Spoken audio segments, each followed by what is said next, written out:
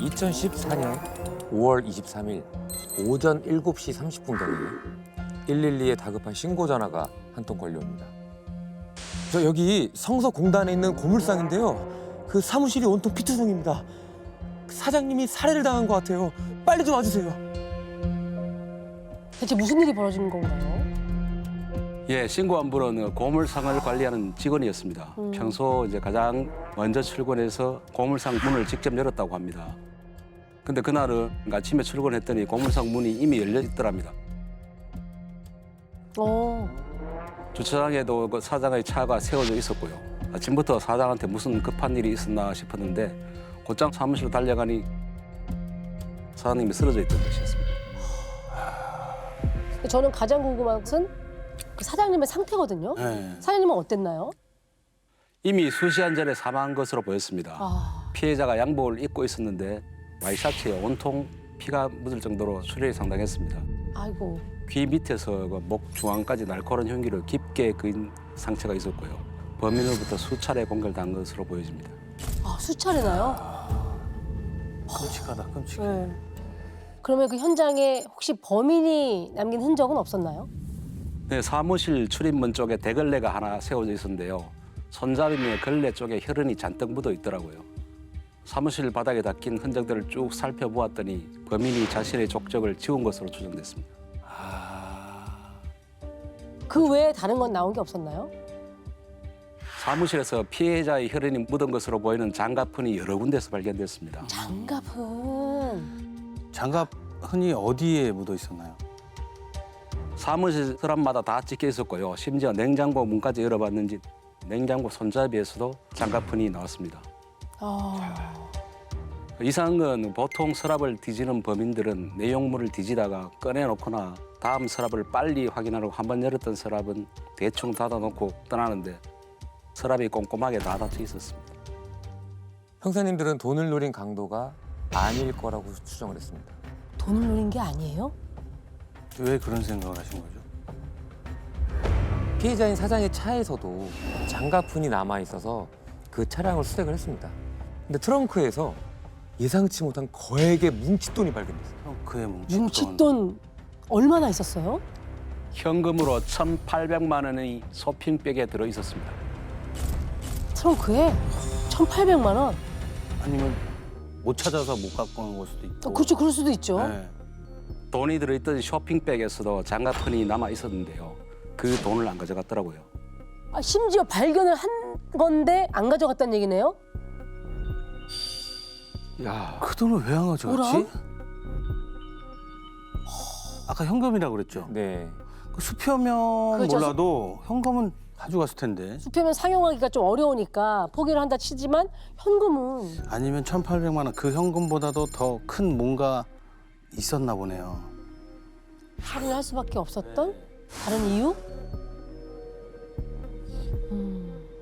근데 그렇게 큰 돈을 트렁크에 왜 그렇게 갖고 다니신 거예요? 그 고물상의 규모가 꽤 컸습니다. 그러니까 단가가 높은 금속류만 거래를 했고 거래 상대도 철거업체나 공사업체여서 거액의 현금을 항상 가지고 다녔다고 합니다. 트렁크를 금고처럼 사용했다고 하고요. 근데 혹시 없어진 게 뭔지 확인은 됐나요? 고물상 직원에게 혹시 없어진 게 없는지 확인해달라고 했습니다. 사장의 차 트렁크를 유심히 살펴보다 한 직원이 피해자가 평소에 늘 들고 다니는 서류 가방이 안 보인다고 하더라고요. 서류 가방. 가방. 늘 들고 다니면은 굉장히 중요한 물건이 들어있을 거라고 저는 생각하는데. 그러니까요. 뭐 인감도장이나 채무 이행서 뭐 그런 뭐 그런 거. 것들이나 중요 서류들. 네. 대체 뭘 그 서류 가방에 담아서 갖고 다녔던 거예요? 문제는 그 서류 가방 안에 뭐가 들어있는지 확인할 방법이 없었습니다. 유가족들도 직원들도 그 서류 가방의 내용물을 본 적이 없다고 했습니다. 진짜. 본인이 매일 들고 다니면 본인만 아는 거란 말이에요. 어떤 서류 가방이지? 아, 근데 서류 가방이 목적이었다면 가방만 가져가면 되지. 굳이 사장님을 그렇게 살해해야 할 이유가 있었을까요? 그러면은 부검 결과는 어떻게 나왔습니까? 네, 부검 결과 사인은 다발성 손상으로 인한 과다출혈이었습니다. 아, 상반신에 흉기에 찔린 상처만 25군데나 확인됐는데요. 목을 집중적으로 공격한 것으로 드러났고요. 오른팔에 방아흔 한 군데가 발견됐는데 제대로 반항도 못하고 사망한 것으로 추정됐습니다. 아. 25군데요. 근데 목을 집중적으로 놓았다고 하니까 이거 되게 애초에 불편한데. 작정하고 죽이려고 목을 네. 건드린 거 아니겠어요? 그러면 피해자한테 원한을 살 만한 사람이 있었습니까? 지인들 말로는 성격이 원만하고 금전 관계도 깔끔해서 주변에 원한을 살 만한 사람은 아니라고 했습니다. 아, 이런 게 좀 답답해. 감을 잡을 수가 없어. 아니면 서류 가방을 훔치려다가 들켜서 살해까지? 그렇다고 하기엔 너무 방법이 잔인하죠, 잔인하죠. 잔인하죠. 예. 그렇죠? 다발성 손상이라는데 25군데나. 근데 그 냉장고도 열어보고 뭐 장가분이 다 있었다고 그랬잖아요. 네. 왜 이렇게 다 열어봤을까요? 냉장고에 뭘 넣고 다니는 걸 알았나? 왜지? 예전에는 뭐 돈 진짜? 감춰놓고 했어요. 귀중품. 오히려 저도 그런- 그런 적 있었어요. 아 진짜요? 네. 근데 어찌됐건 냉장고에 어떤 물건을 찾으려고 손을 댄 것 같지는 않아 보이고요. 보통 범죄 현장에서 범죄자들도 이제 긴장을 하면 물을 꺼내 먹는 경우들이 있어요. 아, 다른 범죄 현장에서도 큰 의미를 두지 않아도 될 것 같아요. 지금까지 상황으로 본다면. 왜냐하면 다른 곳을 다 뒤졌기 때문에. 확실한 건 범인이 어쨌든 완전한 비면식 강도 목적의 범행은 아닌 것으로 추측은 되죠. 아. 그렇다면은 바꿔 말하면 면식범일 면식범이라는 가능성이 얘기죠. 있다라는 얘기신 거죠? 그렇죠. 근데 사실 그런 반면에 사장에 대해서 아주 잘 아는 면식범도 아닌 것 같은 흔적들이 또 보이거든요. 평상시 물건을 어디 두고 중요한 것이 어디 있는지를 대략 알았다면 이렇게 정말 모든 서랍에 다 혈흔이 남을 정도로 뒤져보지는 않았을 것이다. 두 번째는 자신의 흔적을 지금 다 지우고 갔잖아요. 굉장히 현장에서 여유로웠어요. 네. 병명을 하나 들어왔을 때 다른 사람들이 없었다는 것도 대충 알고 있었을 것이고 아. 이제 여러 가지 이런 정황들을 본다면 완전한 비면식이다 이렇게 보기에는 또 어려운 지점들이 있어요. 그렇다면 언제 침입을 해야만 자기가 원하는 것을 가져갈 수 있다라고 하는 시간대를 설정한 범행이다 이렇게 볼 수가 있겠죠. 범행 장소와 범행 사람을 정해놓고 준비를 했을 수도 그렇죠. 있죠. 아, 이 사람이 몇 그렇지. 시에 들어들고 들어가고 보물상은 몇 시에 비고 그렇죠. 뭐 그런 거를 조사했을 수도 그렇죠. 있죠. 그게 이제 소위 편면식이라고 해서 범행 대상이 선정이 되면 그 사람의 일거수일투족을 다 자기가 관찰을 하면서 언제 범행을 하는 게 좋겠다라는 것을 이제 판단을 하고 실행에 옮기게 되죠. 아. 그러면은 몇 차례 고물상을 드나들었을 가능성이 그렇죠, 있겠네요. 시도를 했거나 뭐 그쵸, 그쵸. 찾아왔거나 이런 알고 지내는 사이는 아니지만 나를 다 알고 있는 범행이다 이렇게 추측할 수 있는 가능성이 높아지죠. 근데 서류 가방만 그 1,800만 원 현금도 안 가져가고 서류 가방만 가져간 이유가 뭔지 저는 진짜 궁금한데요. 네. 네. 거액의 현금이 오고 갈 정도로 규모가 큰 그런 고물상이다 보니까 이 고물상은 24시간 365일 지키고 있는 눈이 있었습니다. 어? CCTV. 바로 고물상에 설치된 CCTV. 오. 아, 다행이다. 그러면 뭔가 그쵸, 그쵸. 실마리가 좀 풀릴 수 예. 있는 단서가 있겠네요. 네, 고물상에 총 4대의 CCTV가 있었는데요. 그중 한 대가 컨테이너를 개조해서 만든 사무실 출입문 위쪽에 달려 있더라고요. 뭐 나왔나요? 근데 아쉽게도 이게 출입문 전체를 비추고 있지는 않았습니다. 출입문 아래쪽 일부만 찍혀서 사무실을 드나드는 사람의 발만 보이더라고요. 아유. 아유. 아니 근데 어찌됐거나 CCTV가 발만 비추고 있었다 하더라도 그래도 들고 나는 시간을 보면은 범행 추정 시각 정도는 확인해서 볼 수 있는 거 아니에요? 발이 찍혔다면. 그러니까 범인도 발은 찍혔을 거 아니에요. 그쵸. 네. 일단 뭐라도 찾아보자 싶어서 전날 CCTV를 모두 확인했습니다. 저녁 7시경에 두 사람이 사무실을 빠져나갔는데요. 직원들이 퇴근을 한 거였습니다. 그리고 저녁 8시 20분쯤에 사무실 앞에서 슬리퍼를 신고 서성이라는 남자의 발이 찍혀 있었습니다. 직원한테 확인을 해보니까 평소에 사장이 신는 슬리퍼라고 했습니다. 그러니까 결국 직원들이 퇴근을 하고 나서도 네. 사장님 혼자 이제 사무실에 있었다는 얘기인가요? 누굴 만나기로 하거나 기다릴 수도 있잖아요. 아 앞에서 네. 오나 안 오나. 네. 잠시 후 사무실 불이 꺼지더니 사장이 구두를 신고 사무실에서 나오는 게 보였습니다. 어. 그럼 일단 구두로 갈아 신었다라고 하는 것은 어디로 가려고 이제 문을 닫고 나온 것으로 추측이 되죠. 그쵸? 네. 근데 나갔던 사장이 금방 다시 사무실로 돌아와서 불을 켜더라고요. 어. 그 뒤에 어떤 사람이 뒤따라 들어갔고요. 그게 8시 35분경이었습니다. 좀 이상해지는데 어디를 나가려고 했다가 다시 누군가와 들어왔다는 바로. 얘기가 되죠. 네. 사장을 따라 어떤 사람이 들어왔다. 그 사람은 누구였을까요? 옷차림하고 신발로 봐서는 남자로 추정되었습니다. 네. 뒤따라간 남자가 사무실로 들어간 지 10여 분 후에 불이 꺼지더니 사무실에서 아무도 나오지를 않는 겁니다. 아무도 안 나와요? 그 이후로요? 네. 그러면은 따라간 남자가 범인이란 얘기 아니에요? 그 가능성이 지금 높죠. 그쵸, 그쵸, 그쵸. 그쵸. 가능성이 불이 꺼지고. 네. 저희도 그렇게 추정했습니다.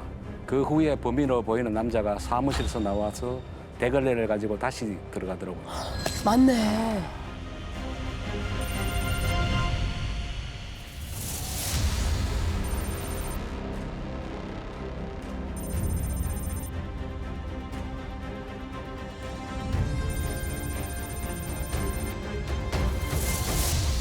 그러면 전날 저녁 약 8시 35분쯤 범행이 일어났다는 얘기네요. 그렇죠. 직원이 다 퇴근하고. 퇴근하고 나서. 네. 아 근데 지금 CCTV에 범인 발만 찍혀 있는데 이걸로 범인을 어떻게 추적하죠? 아니 그러니까 좀 상반신이라도 찍혀 있으면 예를 들어서 옷차림, 체형 뭐 이런 정도로 확인할 수 있었을 텐데. 고물상 인근 도로 CCTV에 뭔가 잡힌 게 없었나요? 고물상이 공간 외곽에 있어서 도로에 CCTV가 거의 없었습니다.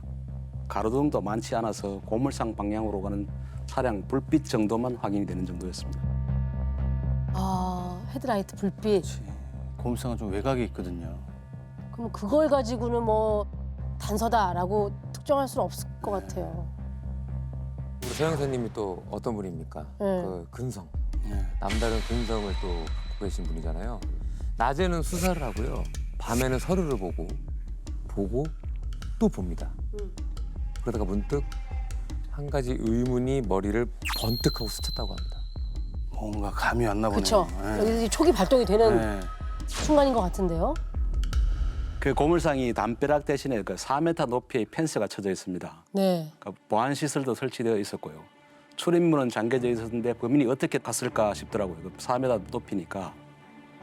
4m면은 사람이 어떻게 넘을 수는 없잖아요. 사다리를 타고 넘어왔다고 치면 그 보안 펜스에 보안도 되어 있다고 하면 적어도 경보음을 울렸어야 되는 거 아닌가? 그렇죠. 그래서 이제 보안을 관리하는 사설 경비업체를 찾아갔습니다.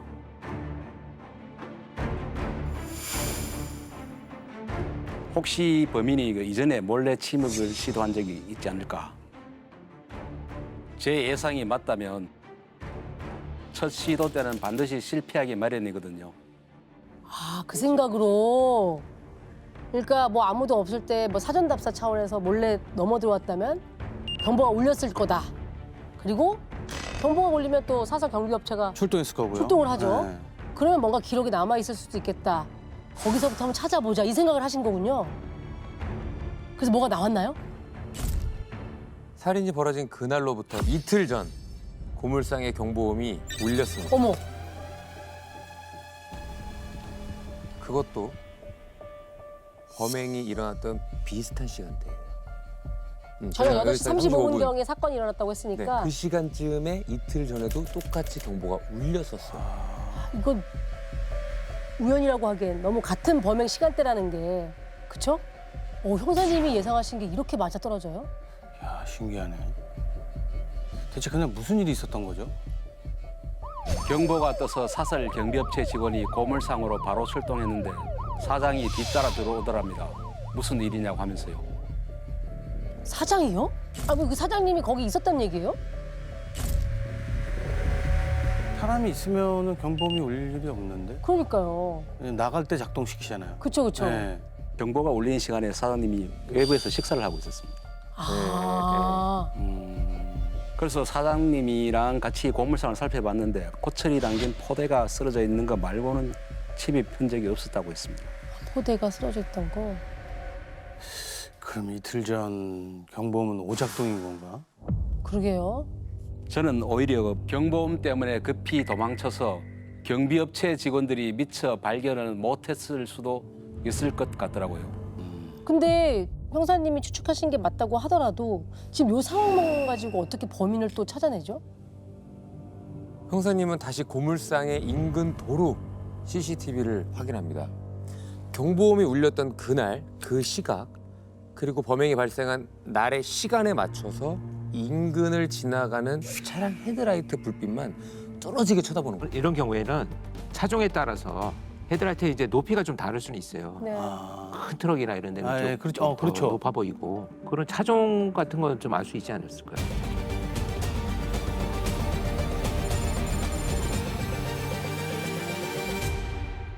고물상이 그 골목에 있었는데 큰 길까지 같은 루트로 이동하는 헤드라이트 불빛이 보였습니다. 캄캄한 골목길에서 헤드라이트 불빛이 한 줄기로만 쫙 비치는 게 있었습니다.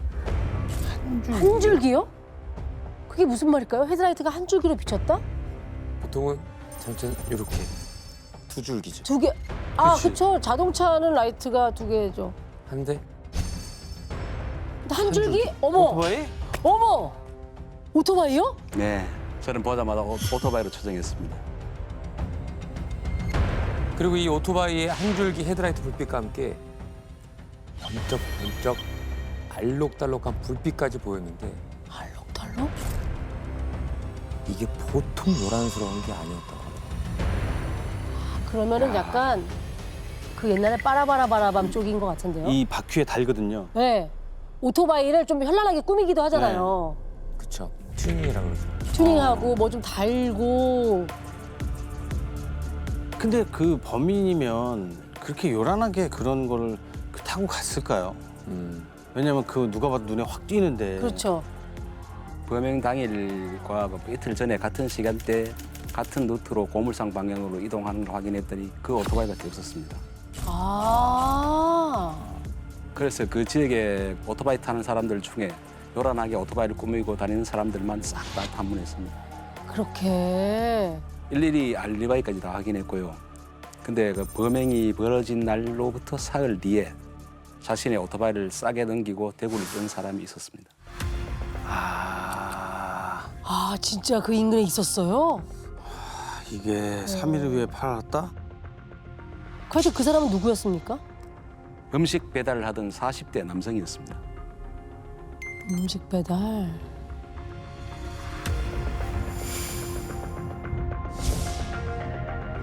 그 오토바이 판 사람이 왜 대구를 떴는지까지만 확인해보고 싶더라고요. 그래서 일단 오토바이를 산 사람을 만났습니다.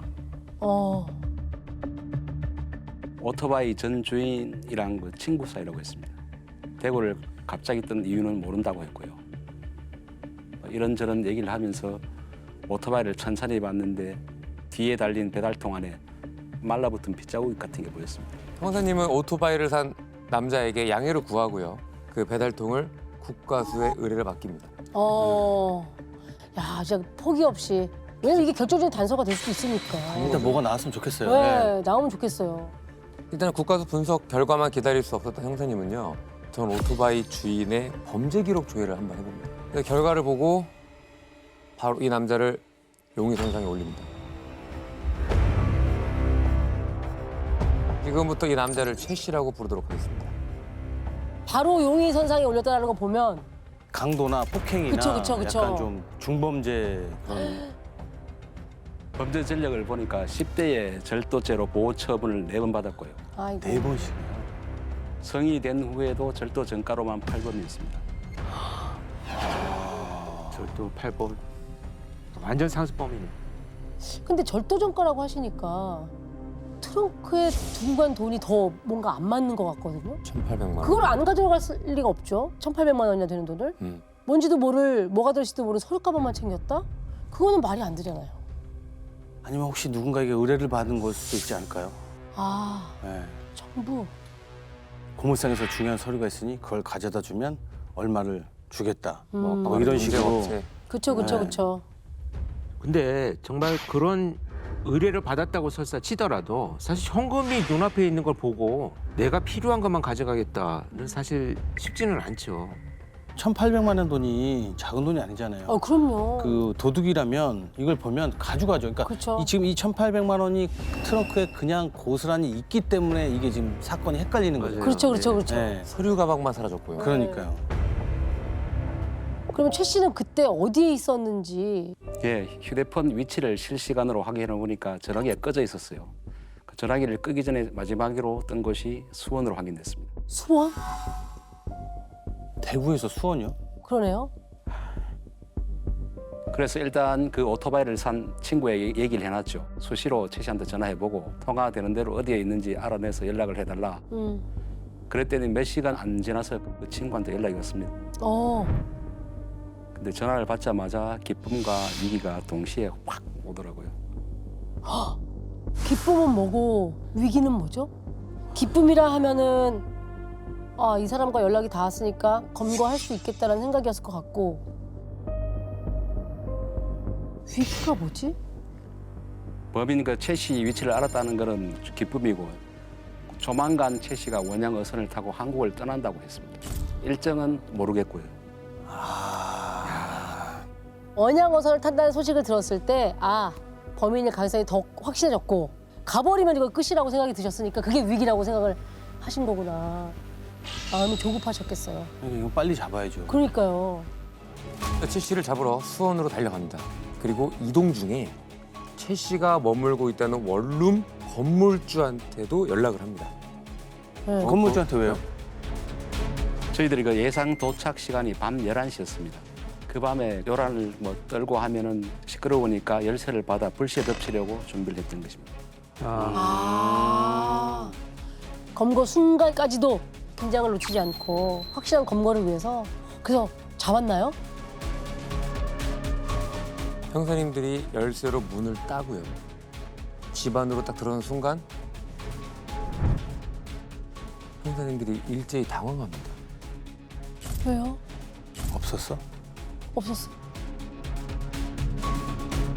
형사님들이 들어가자마자 누가 자다가 벌떡 일어났는데요. 네. 웬 초등학생인가 했답니다. 초등학생이요? 너무 작고 왜소한. 집을 잘못 찾으신 거 아니에요? 집을 그러게. 잘못 찾으신 거 아니에요? 초등학생이 잘못 찾으신 거 같은데. 그쵸. 근데 그 왜소한 조그만 남자가 최 씨가 맞았습니다. 어머, 그 저희를 보자마자 형사인 줄 알았는지 벌벌 떨고 있더라고요. 벌벌 떨어요? 근데 참 황당하네. 아니 초등학생처럼 보일 정도로 작은 왜소한 체격을 갖고 있었는데 그 사람이 최 씨였다고요? 완전 작고 말라. 어머머머머머. 진짜 믿기지가 않는데. 왜냐면 범행 그 수법이 너무 그러니까요. 잔인하고. 그러니까요. 해서- 그리고 또 그 답사도 가서 그 그쵸. 경보음도 한번 울리게 한 것 같고 그렇죠, 한번 시도도 그렇죠. 했었고. 근데 그 사람이 진짜 범인 맞아요?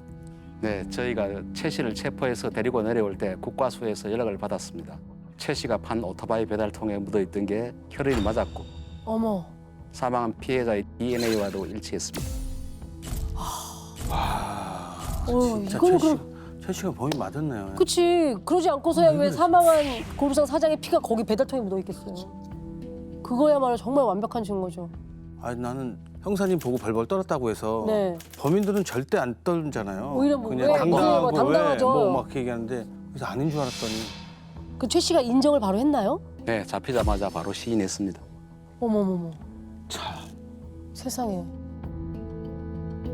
정말 묻고 싶었던 게 그 1,800만 원도 놔두고 서류 가방만 가져갔잖아요. 도대체 서류 가방에 뭐가 들어있는지 진짜 궁금해요. 살인까지 가고 그렇게 진짜. 되는지 너무 전 그게 네. 궁금합니다. 그냥 눈에 띄어서 가지고 갔다고 했습니다. 뭔가 대단한 게 들어있는 줄 알고 들고 가서 열어보니까 수표, 통장, 도장, 보험증서 이런 게 있었고 돈 될 만한 것은 없어서 바로 흉기하고 옷 등을 담아서 고향 선산 야산에 버렸다고. 무슨 얘기야 이게. 소리야. 아니 그냥 진짜 강도를 한 거예요? 뭐 의뢰받은 것도 아니고 원한 관계도 아니고. 원한 관계도 아니고요? 그냥 돈을 노린 강도? 그럼 트렁크에 있는 1,800만 원은 왜 안 가져간 거예요?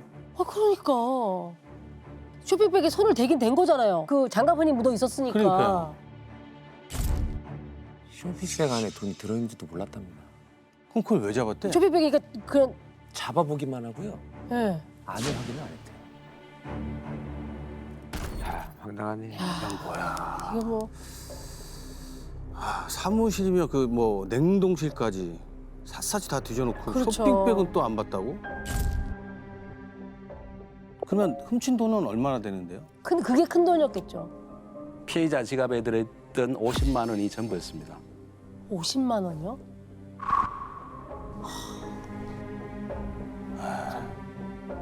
그 돈은 그 전부 도피장으로 썼고요. 그러니까 그렇게 그냥 일반 강도인데 어떻게 25차례나 그러니까 이렇게 그렇게 찔러 잔인하게. 죽이냐고. 나는 그게 이해가 안 된다는 거야. 너무 이해가 안 돼요. 예, 최 씨가 1년 전에 공단 근처 중국집에서 배달원으로 일하면서 고물상으로 배달을 간 적이 있습니다. 그때 피해자가 음식값을 지불하려고 책상 서랍을 열었는데 그게 지금 5만 원짜리 돈이 수두룩하게 있는 걸 보게 됐다. 아이고. 그리고 범행 한 달 전에 막 카드 빚, 사채 빚에 쌓여서 스트레스를 많이 받았던 중에 그 생각이 나서 범행을 결심했다고 했습니다. 아유, 그래서 그 서랍을 다 열어봤구나. 참, 아니 카드빚이 도대체 얼마였는데요? 1,000만 원 정도 됐습니다. 아유. 최 씨 말로는 처음에는 돈만 훔치려고 했답니다. 그래서 범행 일주일 전부터 고물상 훔쳐보다가 사건 발생 이틀 전에 실제로 고물상에 들어가 봤는데 그때 경보가 울려서 도망갔다고 했습니다. 야 예리하네.